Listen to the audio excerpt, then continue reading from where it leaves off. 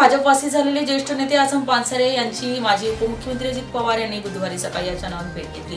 या भेटीमुळे राजकीय चर्चेला उधाण आले।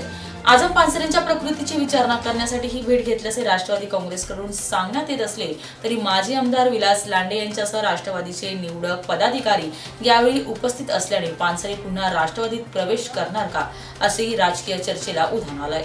राष्ट्रवादीतून भाजपवासी झालेले ज्येष्ठ नेते आझम पानसरे यांची माजी उपमुख्यमंत्री अजित पवार यांनी बुधवारी सकाळी अचानक भेट घेतली। लोकसभा निवडणुकीची आचारसंहिता कोणत्याही क्षणी लागण्याची शक्यता आहे। या पार्श्वभूमीवर राजकीय घडामोडींनी वेग घेतलाय। आझम पानसरे हे राष्ट्रवादी काँग्रेसचे अध्यक्ष शरद पवार यांचे खंदे समर्थक मानले जातात। मात्र 2014च्या विधानसभा निवडणुकीवेळी त्यांनी राष्ट्रवादी काँग्रेसला सोडचिठ्ठी देत भाजपमध्ये प्रवेश केला होता।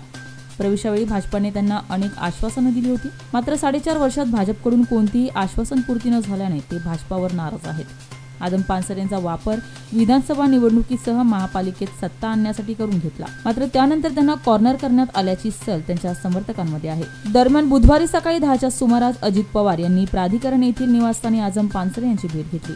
यावेळी माजी आमदार विलास लांडे यांच्यासह ज्येष्ठ नेते नाना काटे, राजू मिसाळ उपस्थित होते। अर्धा तासाहून अधिक वेळ त्यांच्यात चर्चा झाली। आझम पानसरे सध्या आजारी आहेत। त्यांच्या प्रकृतीची विचारपूस करण्यासाठी ही भेट झाल्याचे सांगण्यात आले असले तरी या भेटी दरम्यान राजकीय खलबतेही झाल्याचं समजतंय। पानसरे पवार यांच्या भेटीमुळे शिरूर आणि मावळ लोकसभा मतदारसंघात नवीन राजकीय समीकरणे जुळण्याची शक्यता निर्माण झाली आहे। स्टार सिटी 1 साठी रेशम अंबादास, पिंपरी चिंचवड।